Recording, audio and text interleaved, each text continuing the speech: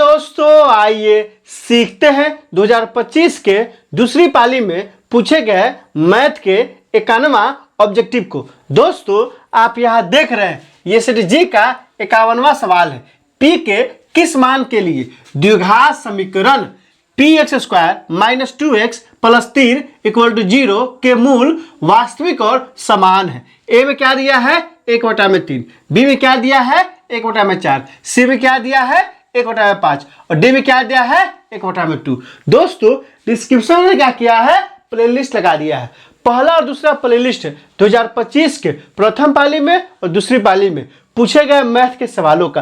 तीसरा प्लेलिस्ट है बिहार बोर्ड द्वारा जारी मैथ के मॉडल सेट का। और चौथा प्लेलिस्ट है, चूंकि ये कहाँ का सवाल है, द्विघात समीकरण का सवाल है, तो द्विघात समीकरण का लगा दिए है। आप वहां जाइए, उन वीडियो को इत्मीनान से देखिए ताकि समझ बनेगा कि एग्जाम में किस तरह से पूछा जाता है और आपको कैसे बनाना है। तो आइए इस सवाल को हल करते हैं। द्विघात में क्या दिया है px² - 2x + 3। यहां से क्या हो जाएगा, यहां से a हो जाएगा x² गुना कितना है p है तो p हो जाएगा। b का मान कितना हो जाएगा, x का गुणांक कितना हो जाएगा -2 हो जाएगा और c का मान क्या हो जाएगा =0। क्या कह रहा है, मूल वास्तविक और समान है। आप ध्यान दीजिए, मूल क्या है तो यहां लिखेंगे, चूंकि मूल वास्तविक और समान है कि मूल क्या है वास्तविक और समान है, इसलिए क्या हो जाएगा, इसलिए डी बराबर क्या हो जाएगा 0 हो जाएगा। और डी बराबर फॉर्मूला क्या होता है b² - 4ac = क्या हो जाएगा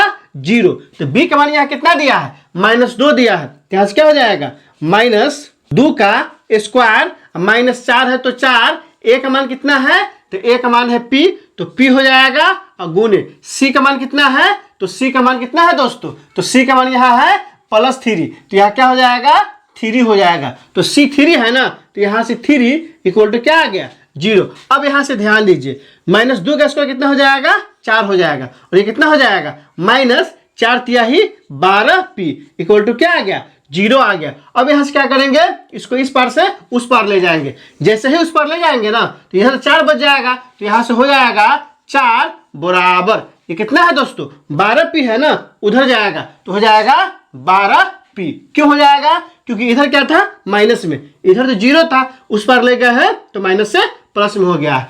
p का मान निकालना है ना, तो यहाँ से क्या हो जाएगा 4/12 बराबर क्या आ गया p। 4 3 कितना हो गया 12, तो 1/3 बराबर क्या आ गया p। तो p का मान कितना आ गया 1/3 आ गया। यह क्या हो गया हमारा आंसर हो गया। अब अगर ये दोस्तों 2 नंबर में सवाल रहता तो सिर्फ यहाँ लिख देते अतः क्या लिखते p बराबर 1/3 क्या है। अगर इस तरह से लिख देते ना तो 2 के 2 पूरा नंबर हमको मिल जाता। तो 1/3 किसने दिया है दोस्तों, ऑप्शन नंबर ए में दिया है। 91 का ऑप्शन नंबर ए हो जाएगा। दोस्तों, इसमें कहीं कोई दिक्कत है आप कमेंट करके हमें बता सकते हैं। क्या आपने सीख लिया, कमेंट करके बताइए, इंतजार रहेगा। वीडियो अच्छी लगी हो तो लाइक कीजिए, मेरे चैनल को सब्सक्राइब कीजिए, ज्यादा से ज्यादा शेयर कीजिए। बहुत बहुत शुक्रिया।